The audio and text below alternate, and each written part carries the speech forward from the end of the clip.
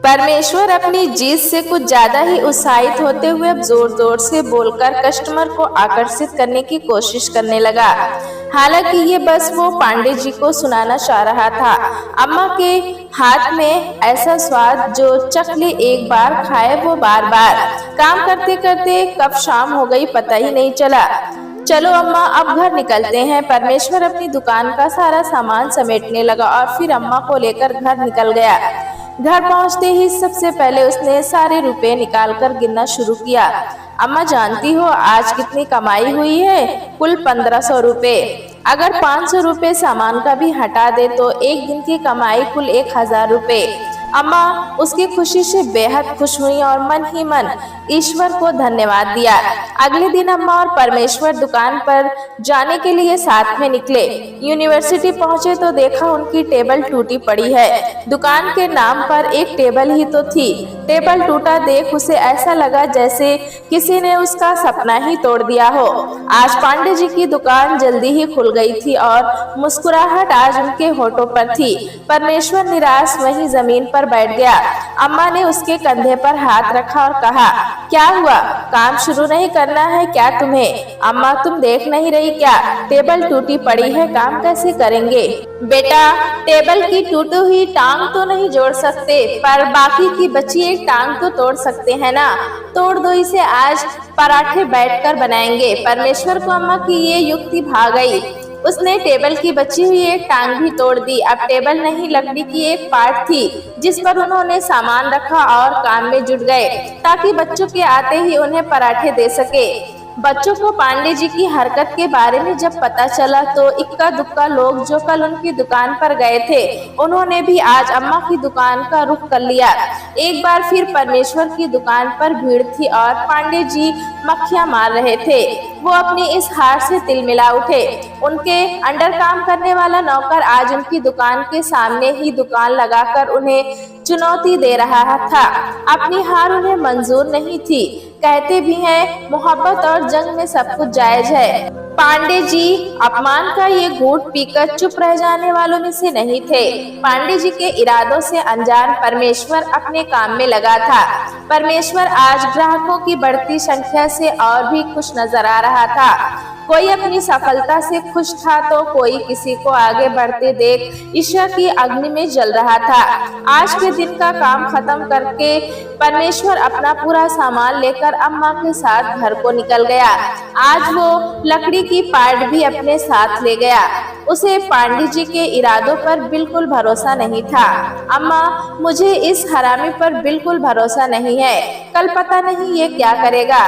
बेटा ये कुछ भी कर ले, होगा तो वही जो ईश्वर चाहेंगे। तुम सो जाओ, बस अपनी मेहनत पर भरोसा रखो। जो हमारे हाथ में है बस उस पर ध्यान दो, जो नहीं उसे सोचकर बेकार परेशान होकर क्या फायदा। हाँ अम्मा तुम सही कह रही हो। परमेश्वर ने बोल तो दिया लेकिन उसके अंदर का डर अब तक नहीं गया था। पिछले कई सालों से पांडे जी के यहाँ काम कर रहा था, इसलिए जानता था वो कितना भाग है। अम्मा की बातें याद करके उसने खुद को समझा लिया, जो होगा देखा जाएगा। अभी सोचकर नींद खराब करके क्या फायदा। पूरे दिन की कड़ी मेहनत करने के चलते दोनों को जल्दी नींद आ गई। अगले दिन भी परमेश्वर की दुकान पर भीड़ थी और पांडे जी की दुकान पर सिगरेट और चाय के लिए जाते कुछ लोग। तभी एक पुलिस वाला परमेश्वर की दुकान पर आ धमका। पुलिस वाले ने डंडा जमीन पर ठोकते हुए कहा, किसकी दुकान है ये? मेरी दुकान है साहब, ये तुम्हारी जमीन है। नहीं सरकार, बस अभी 2 दिन हुए हैं यहाँ धंधा लगाते हुए। जहाँ जगह मिली दुकान लगा दी। अपने बाप का राज समझ के रखा है क्या? हटाओ ये दुकान अभी के अभी या फिर मैं हटाऊं अपने तरीके से। ऐसा ना कहो सरकार, ये हमारी रोजी रोटी है। किसी के लिए चोरी करना रोजी रोटी है तो किसी के लिए डाका डालना। उन्हें भी उनका काम करने दे। अभी के अभी ये दुकान बंद कर। पुलिस वाले ने परमेश्वर और अम्मा की एक ना सुनी और अपने डंडे से उनका पूरा सामान पाट पर से जमीन पर गिरा दिया। आज सामान फेंका है, कल फिर से दिखा तो तुझे फेंकूंगा, समझा? ऐसा कहकर पुलिस वाला सड़क के दूसरी तरफ पांडे जी की दुकान पर जाकर सिगरेट पीने लगा। सारा सामान सड़क पर पड़ा धूल खा रहा था। परमेश्वर अपनी किस्मत पर रो पड़ा। अम्मा ने उसके कंधे पर हाथ रखा और बोला, चलो घर चले। अम्मा सड़क पर गिरे आलू उठाने लगी। उनकी मदद को कॉलेज के कुछ बच्चे भी आ गए। अम्मा ने कॉलेज के बच्चों से कहा, बेटा एक टेम्पो का इंतजाम कर दो। लड़कों ने जल्द ही एक टेम्पो की व्यवस्था कर दी। अम्मा ने परमेश्वर को टेम्पो में बिठाया।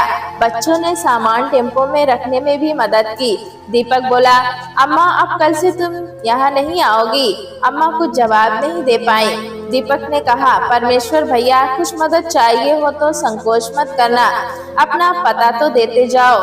सोफ्तिया बाग में रोजा मजार के पास है, बस इतना ही कह सका परमेश्वर। कमरे पर पहुंचकर वो एकदम चुपचाप गद्दे पर लेट गया। अम्मा ने पूछा, चाय बनाऊं? नहीं अम्मा।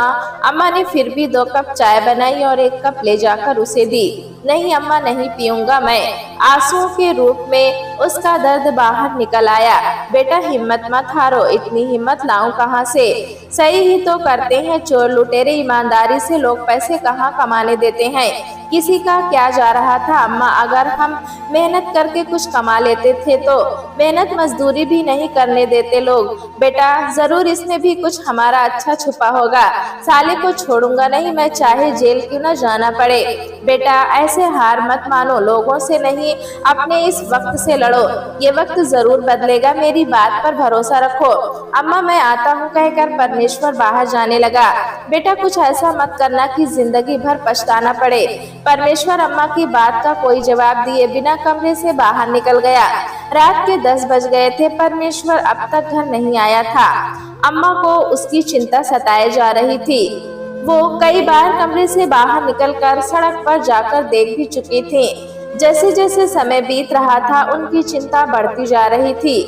कहाँ जाए, किसके परमेश्वर के बारे में पूछें, उन्हें समझ नहीं आ रहा था। रात के 12 बज गए थे लेकिन अम्मा की नींद उनकी आंखों से कोसों दूर थी। करीब 12:30 बजे परमेश्वर लड़खड़ाता हुआ कमरे में दाखिल हुआ। अम्मा जाग रही थी लेकिन उन्होंने ऐसे जताया कि मानो वो सो चुकी हैं। परमेश्वर नशे में धुत था। इस वक्त उससे बात करने का भी कोई फायदा नहीं था और उन्हें जागते देख शायद वो शर्मिंदा हो जाता। सुबह के 10 बजे भी जब परमेश्वर नहीं उठा तो अम्मा ने उसे जगाया। अरे उठना नहीं है क्या? अम्मा सर दुख रहा है, उठा नहीं जा रहा। आज काम पर नहीं जाना क्या? अम्मा अब क्या खुद मार खाने जाऊं वहाँ? वो नीच मुझे कभी काम करने नहीं देगा। बेटा ऐसा कहकर तो तुमने पहले ही हार मान ली। मतलब कि अपने दुश्मन को खुद से ज्यादा ताकतवर समझकर घुटने टेक दिए तो क्या करे अम्मा? फिर जाऊं वहाँ अपने सामान का नुकसान करवाने? देखो बेटा मुझे ज्यादा तो नहीं पता पर क्यों हमें उसकी दुकान के सामने ही अपनी दुकान खड़ी करनी है? इतना बड़ा शहर है, कहीं और अपनी दुकान लगाएंगे। अम्मा तुम उसे नहीं जानती, उसे जैसे ही पता चलेगा वो वहाँ भी अपना धंधा नहीं चलने देगा तो हम दुकान खरीद कर काम करेंगे। परमेश्वर अम्मा की बात पर हंस दिया। अम्मा दुकान पता भी है कितने की आती है? नहीं बेटा अपने बस की बात नहीं है अम्मा, इतना पैसा नहीं है। अम्मा ने अपने हाथ में पहनी सोने की चूड़ियां और गले की चैन देखकर कहा, इससे कुछ होगा तो ले लो बेटा। नहीं अम्मा तुम चिंता मत करो, सोच रहा हूँ तुम्हें लेकर गांव चला जाऊं, फिर देखते हैं आगे क्या होगा। अम्मा परमेश्वर की बात सुनकर मन ही मन उदास हो गई। उन्हें लगा कि वो परमेश्वर पर बोझ न बन जाए। वो मन ही मन अपने मुरली मनोहर को याद करने लगी। अम्मा ने बोला, चाय बनाऊं क्या बेटा? शायद सर में दर्द आराम मिले। हाँ ठीक है अम्मा। अम्मा चाय बना रही थी कि किसी ने दरवाजे पर दस्तक दी। परमेश्वर सर पकड़कर उठा और दरवाजा खोला। सामने दीपक और मनीष खड़े थे। तुम दोनों यहाँ? अम्मा राम राम। बच्चों को देखकर अम्मा मुस्कुरा दी। आओ बच्चों एकदम सही वक्त पर आए हो, चाय बनकर तैयार है। अम्मा ने आधा आधा कप चाय सबको दी। अब बताओ कैसे आना हुआ? बस अम्मा के पराठों की याद आई और चले आए इस महक को ढूंढते हुए। परमेश्वर भैया आप ज्यादा उदास मत हो, हम लोग कोशिश कर रहे हैं इस समस्या का हल निकालने की। कॉलेज छात्र संघ के अध्यक्ष विश्वनाथ तिवारी से हम आज बात करेंगे, कुछ न कुछ जुगाड़ हो जाएगा। परमेश्वर उनके दिलासे पर मुस्कुरा दिया। जब हर तरफ अंधेरा नजर आ रहा हो तो एक छोटी सी दिलासा भी बहुत मायने रखती है। दीपक और मनीष चाय पीकर जाने के लिए खड़े हुए। जाते जाते एक बार फिर मनीष ने परमेश्वर को दिलासा दी कि कुछ न कुछ जरूर हो जाएगा, हिम्मत मत हारना। दीपक और मनीष के जाने के बाद परमेश्वर थोड़ा उत्साहित दिखाई दे रहा था। अम्मा, तुम्हें क्या लगता है, कुछ अच्छा होगा? जरूर अच्छा होगा बेटा, समय जरूर बदलता है। अम्मा, अब भूख लग रही है, कुछ बना दो ना। मैं घर फोन पर बात करके आता हूँ, बहुत दिनों से बात नहीं की, मन ही अच्छा नहीं था तो बात क्या करता। हाँ बेटा जाओ, सबको मेरा आशीर्वाद कहना। परमेश्वर मुस्कुराकर कमरे से बाहर निकल गया। अम्मा खाना बनाने में जुट गई और सोचने लगी, मन की गति भी कैसी होती है। उदास था तो चाय पीने का मन भी नहीं कर रहा था और कुछ अच्छा होने की आस जागते ही भूख भी लग गई। भूख प्यास सब हमारी मन की गति पर निर्भर हो जाते हैं। अम्मा का मन भी उन्हें अतीत में ले गया। अब तो मुझे घर छोड़े हुए लंबा समय हो गया है। क्या इस बीच मुन्ना को कभी मेरी याद आई होगी? क्या वो मुझे ढूंढने इलाहाबाद आया होगा? विरल अब भी मुझे याद करता होगा या अब भूल गया होगा? कितने सारे सवाल थे लेकिन जवाब एक का भी नहीं था। आज एक बार फिर अम्मा की आंखों में नमी थी। पीछे से परमेश्वर ने आवाज दी, देखो अम्मा, मैं क्या लाया हूँ। क्या लाया है मेरा विरल अपनी अम्मा के लिए? ये विरल कौन है अम्मा? परमेश्वर ने अम्मा की आंखों में आंसू देखे तो बोला, क्या हुआ अम्मा, रो क्यों रही हो? अरे कहाँ रो रही हूँ मैं, थोड़ी देर पहले प्याज काटी थी तो शायद इसीलिए आंखें गीली होंगी। नहीं अम्मा, आज तो तुम्हें बताना होगा, हमेशा टाल जाती हो। कौन है ये विरल जिसके नाम से मुझे पुकारा था? मेरा पोता है, बहुत प्यारा। अम्मा, तुम्हारा घर परिवार है तो तुम यहाँ क्यों हो? बेटा, सारे सवालों के जवाब अगर मेरे पास होते तो मैं यहाँ थोड़ी ही होती। मैं तो अब एक सूखे पत्ते की तरह हूँ, हवा जहाँ बहा ले जा रही है मुझे वहीं बह जा रही हूँ, जैसी प्रभु की इच्छा। चल अब तू खाना खा वरना ठंडा हो जाएगा। हाँ अम्मा, तुम खाना लगाओ, मैं अभी हाथ धोकर आया। परमेश्वर ने हाथ धोए मिठाई का जो डब्बा लाया था कमरे में लगे भगवान शिव के कैलेंडर को समर्पित करने के भाव से उनके सामने रखा। कुछ सेकंड के लिए आंखें बंद की और फिर आंख खोलकर डिब्बे में से एक लड्डू निकालकर अम्मा को अपने हाथ से खिलाया और बोला, अब दो खाना मुझे। अम्मा ने आज बहुत दिनों के बाद मोतीचूर के लड्डू खाए थे। कई बार विरल भी ऐसे ही आकर उनके मुंह में लड्डू डाल देता था, फिर वो उसे शैतान कहकर हल्के से उसकी पीठ पर एक धौल देती थी और सीने से लगा लेती थी। अरे अम्मा, कहाँ खो गई, खाना दो ना मुझे। हाँ बेटा, अभी देती हूँ। खाना खाते खाते परमेश्वर ने कहा, अम्मा चलो आज शाम को तुम्हें संगम के दर्शन कराते हैं। अम्मा ने पूछा, घर में सब कैसे हैं? सब ठीक है अम्मा, बस पैसों की वजह से बच्चों की पढ़ाई न रुके, जल्दी ही कुछ हो जाएगा बेटा, चिंता मत कर। हाँ अम्मा, कहीं सुना है चिता समान, लेकिन जिंदगी में इसे अमल करना बहुत मुश्किल हो जाता है। अम्मा ने परमेश्वर की पीठ पर प्यार से हाथ फेरा, सब ठीक हो जाएगा। परमेश्वर खाना खाकर उठा ही था कि किसी ने दरवाजे पर दस्तक दी। परमेश्वर ने दरवाजा खोला तो दीपक और मनीष के साथ एक लड़का और खड़ा था। गले में उसके मफलर डला था और चेहरे पर काला चश्मा। ये है हमारे छात्र युवा संघ के अध्यक्ष विश्वनाथ तिवारी। दीपक ने कमरे के अंदर कदम रखते हुए कहा, बैठने के लिए कुर्सी तो थी नहीं, ये देख। विश्वनाथ ने अपने जूते कमरे में उतारे और गद्दे पर बैठ गया। अम्मा को देखकर विश्वनाथ बोला, अम्मा पहचाना, तुमने उस दिन मुझे सिगरेट पीने को टोका था और मेरे पास खुले पैसे नहीं थे तो भी पराठा खिलाकर तुमने कहा था बाद में दे देना। अम्मा मुस्कुरा दी, हाँ बेटा याद है। तो पहले तो ये 30 रुपए पकड़ो, वो उधारी खत्म करो पहले। अम्मा ने परमेश्वर को इशारा किया और परमेश्वर ने विश्वनाथ से वो रुपए ले लिए। बेटा चाय बनाओ, पियोगे?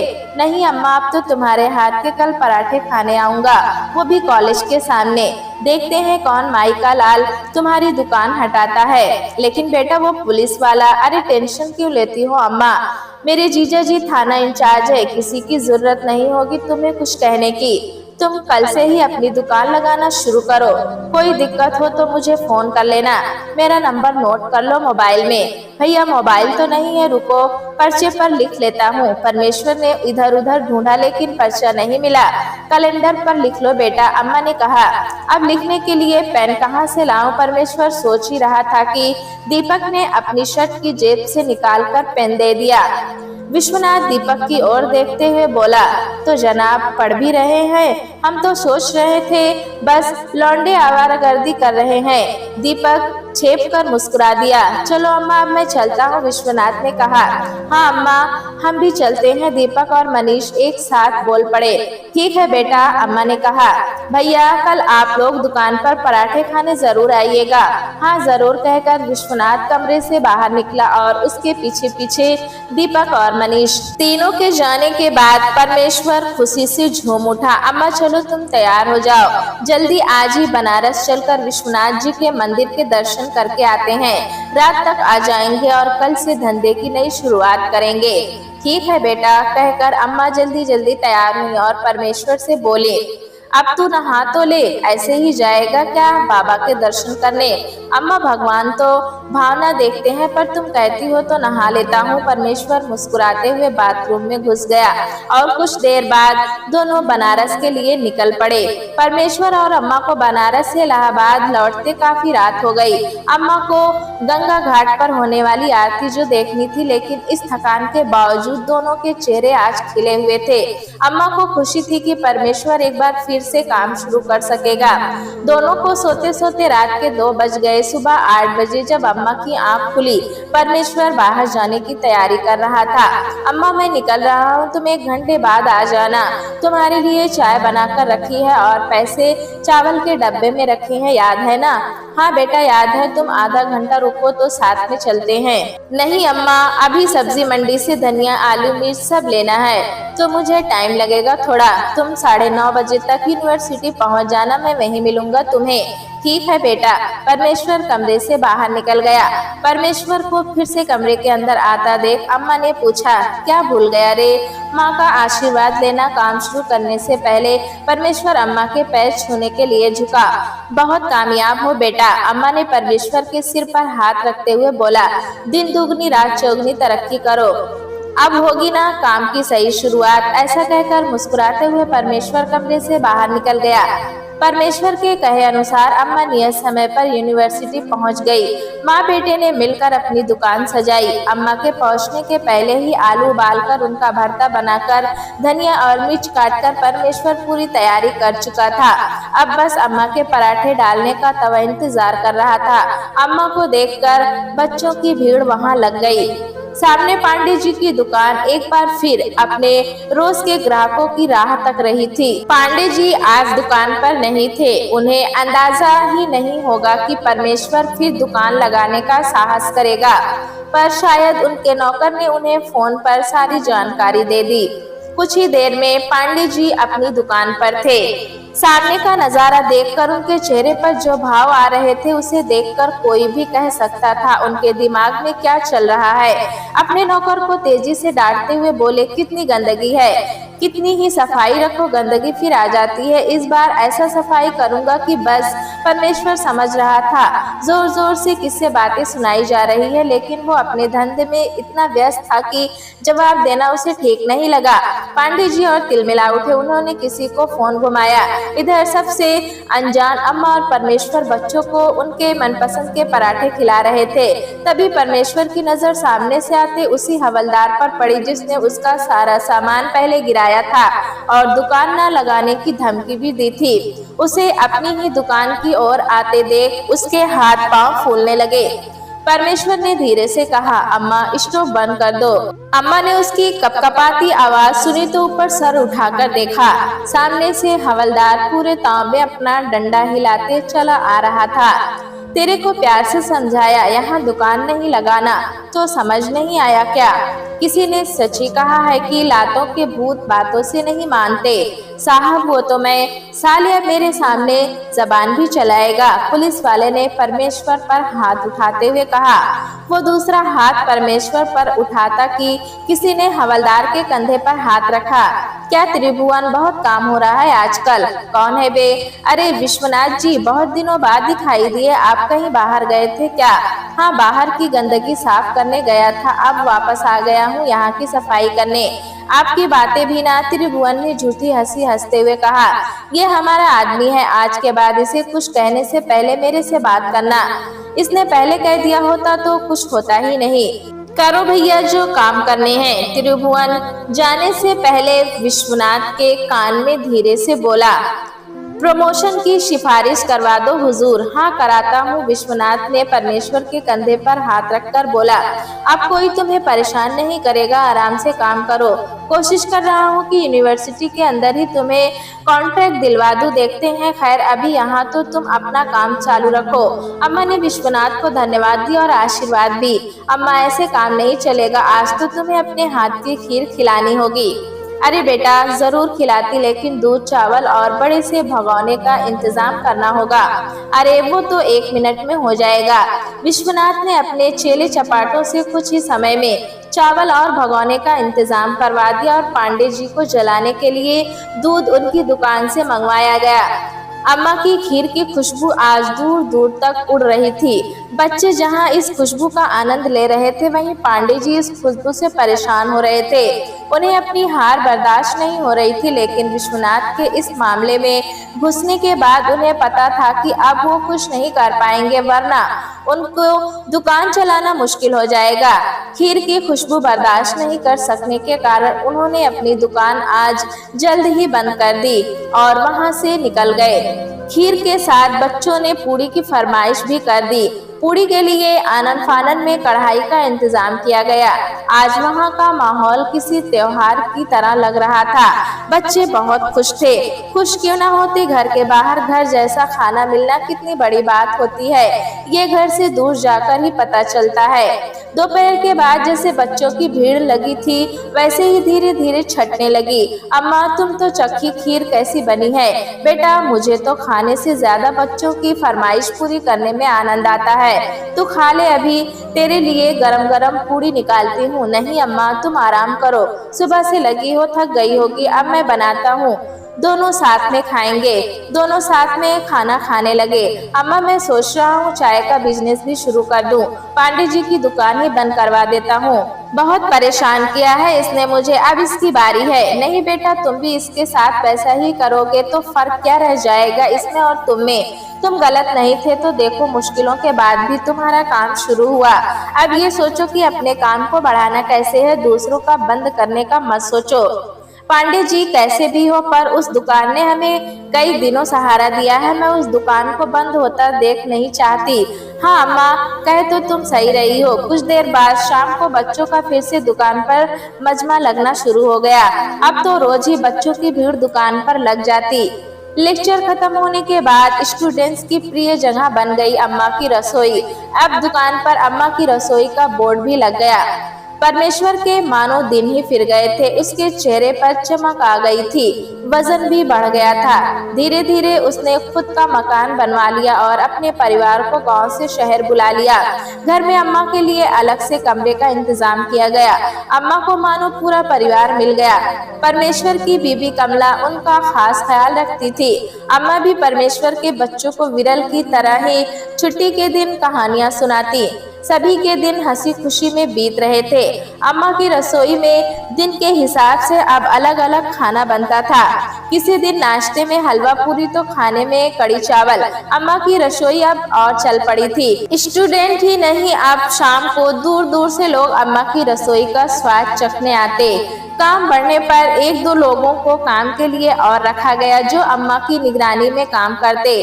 कड़ी कितनी पकानी है, उसमें नमक कितना डालना है, सब अम्मा बताती और श्याम और सुंदर अम्मा की आज्ञा का पालन करते। दोनों ही जुड़वा भाई थे, परमेश्वर के ही गांव के, जिन्हें परमेश्वर काम के लिए ले आया था। सबकी गाड़ी अच्छे से चल रही थी और समय मानो पंख लगाकर उड़ रहा था। देखते ही देखते 4 साल बीत गए। अम्मा 5वीं तक पढ़ी थी। अब उनके हर दिन की शुरुआत अखबार पढ़कर ही होती थी। कॉलेज के बच्चों की बातें सुन सुनकर उन्हें अखबारों की अहमियत का पता चलने लगा था।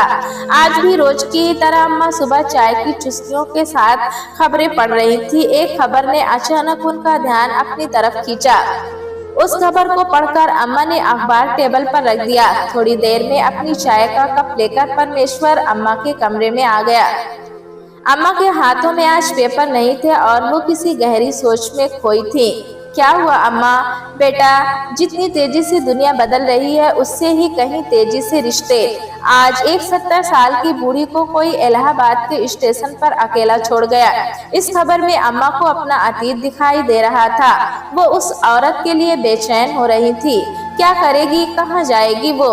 किस्मत अच्छी होगी तो कोई वृद्धाश्रम वाले ले जाएंगे, वरना कुछ दिनों में उसकी मौत की खबर भी इसी पेपर में छपेगी। आज शनिवार का दिन था। अम्मा को काम पर नहीं जाना था। उन्होंने मन ही मन कुछ ठान लिया था। परमेश्वर, हाँ अम्मा, देखो मैं पिछले 4 सालों से काम कर रही हूँ। मैंने तुमसे कभी पैसे का हिसाब किताब नहीं किया। मैं जानना चाहती हूँ मेरे पास कितने पैसे हैं। अरे अम्मा, तुम्हें जितने चाहिए ले लो ना, हिसाब किताब किस लिए? तुम्हें किसी बात की कोई तकलीफ है? नहीं, ऐसी बात नहीं है। मैं ये सवाल अम्मा बनकर नहीं, तुम्हारे धंधे में तुम्हारे सहयोगी के तौर पर पूछ रही हूँ और उम्मीद करती हूँ मुझे मेरे पैसे अपने मन से खर्च करने पर तुम टोकोगे नहीं। आज अम्मा का मूड परमेश्वर को समझ नहीं आ रहा था। अम्मा, मैंने कभी तुम्हारा हिसाब नहीं रखा। हिसाब में इतना अच्छा भी नहीं हूँ। कभी स्कूल गया ही नहीं, बस पैसे गिनना ही सीख पाया हूँ। तुम्हें कितने रुपए की जरूरत है बता दो, अगले महीने से तुम्हारे अकाउंट में एक निश्चित राशि जमा करा दिया करूंगा।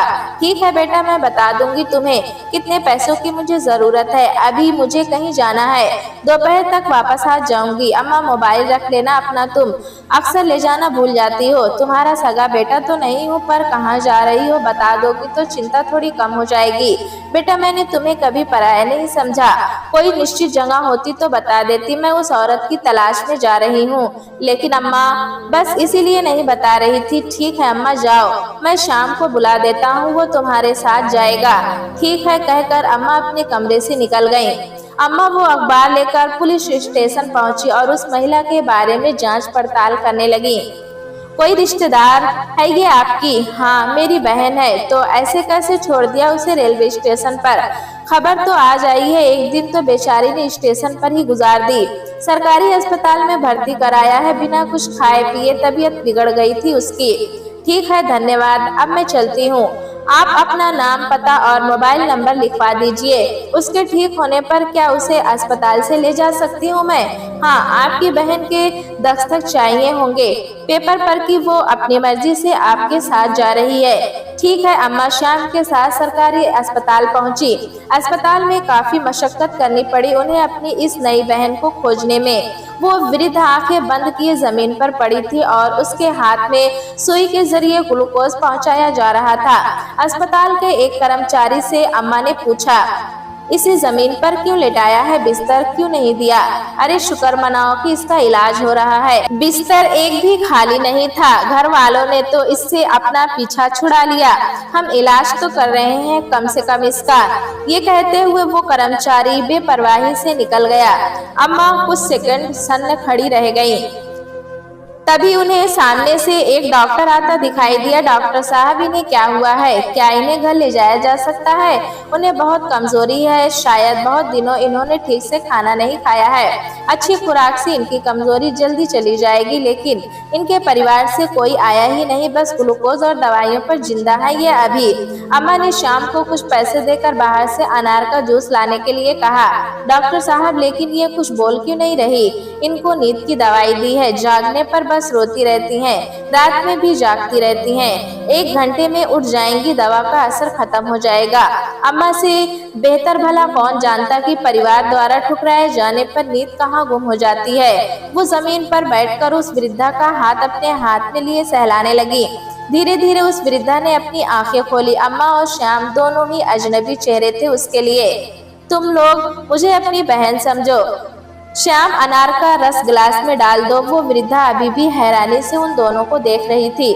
ज्यादा सोचो मत, पहले ये रस पी लो, बहुत कमजोर हो गई हो, डॉक्टर साहब ने बोला है। अम्मा ने रस से भरा प्लास्टिक का गिलास उसके हाथ में दिया।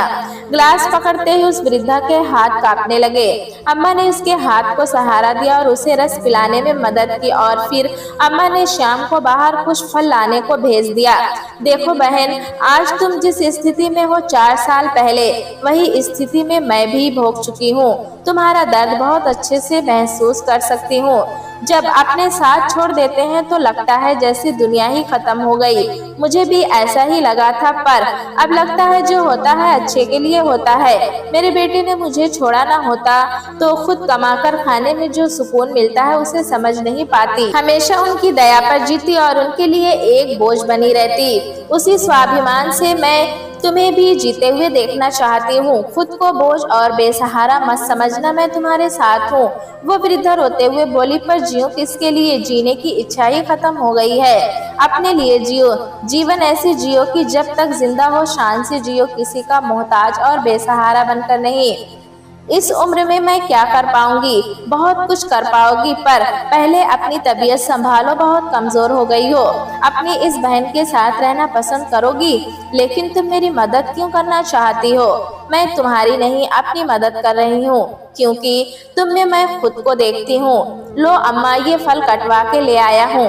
अम्मा ने फलों से भरी प्लेट को उसके पास रख दी। अम्मा के सामने से फिर से अस्पताल का वही कर्मचारी निकला। बुढ़िया के पास रस का ग्लास और कटे फल देखकर बोला, अरे ये आपकी रिश्तेदार है क्या? हाँ, क्यों? वो अम्मा के पास बैठकर धीरे से बोला, कुछ पैसों का इंतजाम हो जाए तो बेड का बंदोबस्त करवा सकता हूँ। अच्छा, लेकिन बिस्तर तो नहीं था, अभी तुमने थोड़ी देर पहले ही कहा था। अम्मा, पैसा हो तो सब जुगाड़ हो जाता है। अच्छा, कितना पैसा लगेगा? उसने अम्मा के कान के पास जाकर कुछ बोला, इतना? पर ये तो सरकारी अस्पताल है, पता है यहाँ रोजाना कितने लोग आते हैं। बिस्तर का इंतजाम कैसे होगा बोलो? ब्लड बैंक के बाहर जाकर देखना कितने लोग बैठे हैं जो इंतजार कर रहे हैं बेड मिलने का। वो तो एक मरीज की अभी अभी मौत हुई तो एक बेड खाली हुआ है। तुम्हें लेना हो तो बता दो, वरना बहुत लोग राह देख रहे हैं। अम्मा पैसे के लिए हाँ बोलती कि वो वृद्धा बोल पड़ी, मैं अपने आप ठीक हो जाऊंगी, मुझे घर ले चलो। लेकिन मैं यहाँ रही तो और बीमार हो जाऊंगी, ठीक नहीं होऊंगी। अच्छा, मैं डॉक्टर से बात करती हूँ। अम्मा ने डॉक्टर से बात की। आप इन्हें घर ले जा सकती हैं, लेकिन खाने पीने का खास ध्यान रखना होगा। कुछ दवाइयां हैं, उन्हें समय पर खिलाइएगा और 3 दिन बाद एक बार मुझसे चेकअप करवाने जरूर आइए। अम्मा ने अस्पताल की सभी फॉर्मेलिटी पूरी की और फिर से उसे लेकर पुलिस स्टेशन गई और वहां वृद्धा को पुलिस के दिए कागज पर दस्तखत करने को दिया। मुझे लिखना नहीं आता, ठीक है, अंगूठा लगा दो। फिर अम्मा अपनी बहन को लेकर घर की ओर निकल गई। अम्मा ने घर का दरवाजा खटखटाया। परमेश्वर ने दरवाजा खोला। अम्मा के साथ उस वृद्धा को देखकर वो कुछ नहीं बोला, बस मुस्कुरा दिया। अम्मा ने कहा, ये मेरा बेटा है, जैसे तुम अब मेरी बहन हो। आवाजें सुनकर भी परमेश्वर की पत्नी कमरे से बाहर नहीं निकली। अम्मा उसे अपने कमरे में ले गई और बिस्तर पर लिटा दिया। अम्मा अपने कमरे से निकलकर परमेश्वर के कमरे की ओर जा रही थी कि उन्हें बहू की तेज आवाज सुनाई दी, ये घर है या सराय? मैंने पहले अपनी सास की सेवा की, फिर तुम्हारे धंधे के कारण अम्मा का ध्यान रखती हूँ। अब वो किसी और को यहाँ ले आए, ना जान ना पहचान, कल किसी और को उठाकर ले आएंगी। देखो, मुझसे ये सब नहीं हो पाएगा। घर को घर ही रहने दो और अम्मा से कुछ नहीं कह सकते तो मुझे गांव भेज दो। दिन रात सबकी तीमारदारी नहीं कर सकती मैं। अम्मा ने अपने कदम पीछे खींच लिए और रसोई में खुद चाय बनाने चली गई। पीछे से परमेश्वर के बेटे ने आकर अम्मा का पल्लू खींचा। उसकी भोली सूरत देखकर अम्मा ने उसका नाम भोला रख दिया था। अम्मा, आज कौन सी कहानी सुनाओगी? बेटा, आज कहानी नहीं, मेरी बहन आई है ना, तो आज तो उसे वक्त देना होगा। आपकी बहन मतलब मेरी दादी ना? हाँ, अम्मा ने मुस्कुराकर कहा। अरे फिर तो अब मुझे 2-2 कहानी सुनने मिलेंगी। मैं जाऊं उनसे मिलने? अभी नहीं, उनकी तबीयत ठीक नहीं है ना, कल मिल लेना उनसे। लेकिन ठीक है मेरा भोला। ओके दादी, मैं बाहर पार्क में खेलने जाऊं? नहीं, अपनी दीदी को लेकर जाओ, अकेले नहीं, वो तो पढ़ रही हैं। तो पापा को ले जाओ। मम्मी पापा तो आज लड़ रहे हैं, मुझे मार पड़ जाएगी कमरे में गया तो। आप चलो ना दादी मेरे साथ। बेटा, मेरी बहन आई है, बताया ना तुम्हें। ठीक है, तो मैं भी जाकर पढ़ ही लेता हूँ, भोला ने मायूस होकर बोला और रसोई से बाहर निकल गया। अम्मा 2 कप चाय लेकर पहले परमेश्वर के कमरे में गई। लो बहू, आज मेरे हाथ की चाय पियो तुम दोनों। अम्मा, इसकी क्या जरूरत थी? अपनी बहन के लिए चाय बना रही थी तो सोचा तुम लोगों के लिए भी बना दूं। बेटा मैं सोच रही हूँ कि एक अलग घर ले लूं, अब मेरी बहन भी आ गई है। परमेश्वर समझ गया कि अम्मा ने उनकी बातें सुन ली है। अम्मा लेकिन तभी परमेश्वर की पत्नी ने उसे कोहनी मारी। बेटा आज मैं उम्र के जिस पड़ाव पर हूँ वहाँ अब बस मेरी एक ही इच्छा बची है कि किसी को भी बुढ़ापे में दर दर की ठोकरें खाता ना देखूं। उस बुरे वक्त में जैसे तुमने मेरी मदद की, मैं भी किसी की मदद करना चाहती हूँ। अम्मा मैंने तुम्हारी नहीं, तुमने मेरी मदद की है। मैंने तुमसे कभी पगार नहीं मांगी। तुमने और बहू ने मुझे माँ का पूरा सम्मान दिया, लेकिन अब मुझे कुछ पैसों की जरूरत है ताकि एक घर किराए से ले सकूं और अपनी बहन को लेकर वहाँ चली जाऊं। ठीक है अम्मा, मैं कोशिश करता हूँ जल्द से जल्द कोई मकान ढूंढ लूं तुम्हारे लिए। अम्मा ने उसके सिर पर प्यार से हाथ फेरा और कमरे से निकल गई। फिर रसोई में जाकर अपनी बहन के लिए चाय ली और अपने कमरे की ओर बढ़ गई। कुछ दिन और अम्मा परमेश्वर के साथ रही। फिर परमेश्वर ने अम्मा के लिए एक नया मकान किराए पर देख लिया और वो अपनी बहन के साथ वहां रहने चली गई। जब परमेश्वर जा रहा था तो उसने अम्मा के पैर छूकर कहा, अम्मा माफ कर देना, मुझे कभी कभी मजबूरी में घर की शांति के लिए कुछ कदम उठाने पड़ते हैं। कोई भी जरूरत हो मुझे कॉल कर लेना। मैंने घर का किराया दे दिया है और आपके बैंक अकाउंट में भी कुछ रुपए डाल दिए हैं। अब हर महीने आपके खाते में पैसे डालता रहूंगा। बेटा अपने दिल पर कोई बोझ बिल्कुल मत रखना कि तुमने कुछ गलत किया। बहू गलत नहीं है, उसका कहना बिल्कुल सही है। अब मुझे घर की नहीं, वाकई एक सराय की आवश्यकता है जहां लोग अपनी जीवन संध्या में आश्रय पा सके। अब मेरा यही उद्देश्य है। बहू और बच्चों को मेरा आशीर्वाद देना और जब समय मिले तो बच्चों को मुझसे मिलाते रहना। परमेश्वर चला गया। अम्मा की बहन का नाम था कमला। अच्छा खाने पीने से उनकी कमजोरी अब धीरे धीरे खत्म हो रही थी। अम्मा को वो छोटी कहकर बुलाती। कमला की कहानी भी अम्मा से मिलती जुलती थी। कमला के 4 बेटे थे, एक बेटा गांव में और 3 शहर में। पति की मौत पहले ही हो गई थी। बारी बारी से उन्हें हर बेटे के पास रहने का मौका मिला, इसलिए नहीं कि वो सब माँ के साथ रहना चाहते थे, बल्कि इसलिए कि कोई हमेशा के लिए उनका बोझ उठाना नहीं चाहता था। इसलिए अपने इस बोझ को उन्होंने बांट लिया था। लेकिन धीरे धीरे स्थिति बिगड़ने लगी। कमला की बच्चों ने अवहेलना शुरू कर दी। जिन बच्चों को पालन पोषण करने में एक माँ ना दिन को दिन समझती है ना रात को रात, हर पल बस बच्चों का ख्याल। लेकिन जब बच्चों की बारी आती है उस माँ का ख्याल रखने की तो सब बदल जाता है। उन्हें कभी रात में माँ के खांसने से तकलीफ होने लगती है तो कभी उनकी बीमारी पर दवाइयों का खर्च, फालतू का खर्च लगने लगता है। तीनों भाइयों ने आपस में सलाह करके माँ को गांव वाले भाई के पास भेज दिया। हालांकि उसकी आर्थिक स्थिति भी ठीक नहीं थी। उसे भरोसा दिलाया गया कि माँ का खर्च वो भेज दिया करेंगे। माँ की शहर में तबीयत अक्सर खराब हो जाती है और उन्हें शहर रास नहीं आ रहा, इसलिए गांव भेज रहे हैं। लेकिन धीरे धीरे पैसे भेजने भी बंद कर दिए। माँ एक बार फिर अपने एक बेटे पर बोझ बन गई। कैसा लगता होगा एक माँ को जो 9 महीने कितनी खुशी से अपने बच्चों को कोख में पालती है और कभी उसे बोझ नहीं समझती, लेकिन बड़े होने पर उन्हीं बच्चों के लिए माँ एक बोझ बन जाती है। गांव वाले बेटे के पास खुद खाने के लिए नहीं था, माँ को क्या खिलाता। जब उससे माँ की जिम्मेदारी नहीं उठाई गई तो एक दिन माँ को ट्रेन में बिठाकर छोड़ दिया। बस यही थी कमला की कहानी। अम्मा से मिलकर उसे एक बात की संतोष हुआ कि वो अकेली नहीं है जिसके साथ उसके बच्चों ने ऐसा किया। पहले उसे लगता था कि उसकी परवरिश में कोई खोट है, लेकिन लगता है अब समय बदल रहा है। जैसे इंसान पुरानी आउटडेटेड चीजों को अपने घर में नहीं रखना चाहता, वैसे ही एक दिन उसके माँ बाप भी उसके लिए आउटडेटेड हो जाते हैं। काम पर जाते समय अम्मा हमेशा कमला को अपने साथ ले जाती ताकि घर का अकेलापन उसे अतीत में न ले जाए। अम्मा ने महसूस किया सबको काम करते देख कमला थोड़ी मायूस हो जाती थी, क्योंकि वो किसी काम में हाथ नहीं बटा पाती थी। एक दिन बातों बातों में अम्मा ने पता कर लिया कि कमला बड़े अचार अच्छे बनाती है। एक तो गरीब घर की थी तो सब्जी रोज नसीब भी नहीं होती थी। शायद यही वजह थी उनके हाथ के बनाए अचार ऐसे होते कि रिश्तेदार कहते, कमला जीजी के हाथ का बना अचार हो तो सब्जी किसे चाहिए। बस अम्मा को मिल गया आइडिया। अम्मा ने कमला से अचार बनवाना शुरू कर दिया और बच्चों को पराठे के साथ देने लगी। जैसे बच्चों के बीच अम्मा के पराठे फेमस थे, वैसे जल्द ही कमला दादी का अचार भी फेमस हो गया। अब अम्मा अचार के छोटे छोटे पैकेट बनाकर दुकान पर रखने लगी। अब अम्मा को लगने लगा था कि हर औरत में कोई न कोई गुण ऐसा होता है कि वो अपनी रोटी का इंतजाम खुद कर सकती है। उन्होंने एक मुहिम शुरू कर दी। जब भी छुट्टी का दिन होता वो शाम के 7 अपनी गाड़ी लेकर निकल जाती थी। कभी किसी रेलवे स्टेशन तो कभी कोई मंदिर, ऐसे बुजुर्ग लोगों की तलाश में जिन्हें मजबूरी के कारण अपना घर छोड़ना पड़ा या जिनसे उनके बेटे बहू ने जिंदा रहना ही नाता तोड़ दिया।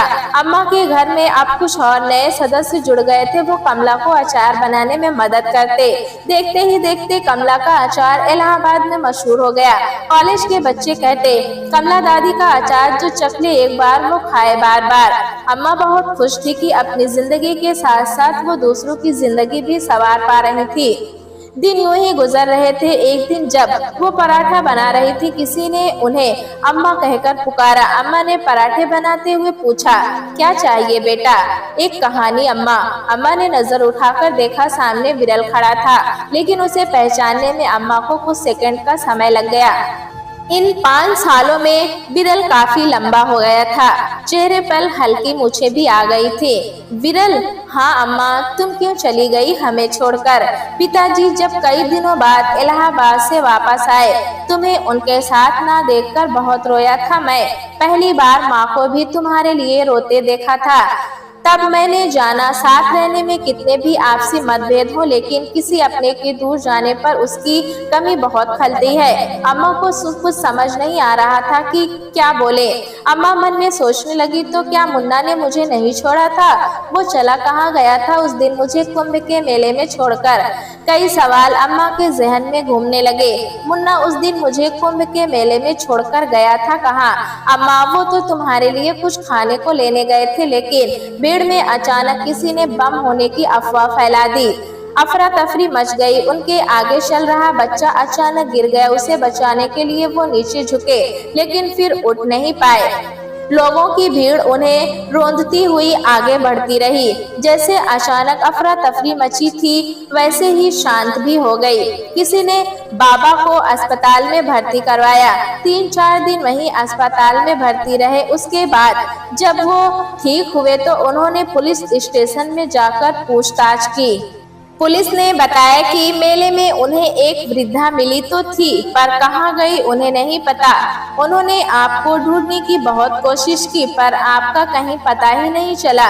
लेकिन मैंने मन में ठान लिया था, अपनी अम्मा को जरूर ढूंढूंगा, इसलिए इलाहाबाद यूनिवर्सिटी में एडमिशन ले लिया। आज दिन भर भटकने के बाद किसी ने बताया, अम्मा के हाथ के पराठे खाकर देखो, मजा आ जाएगा। बस फिर यहाँ चला आया और मुझे मेरी अम्मा मिल गई।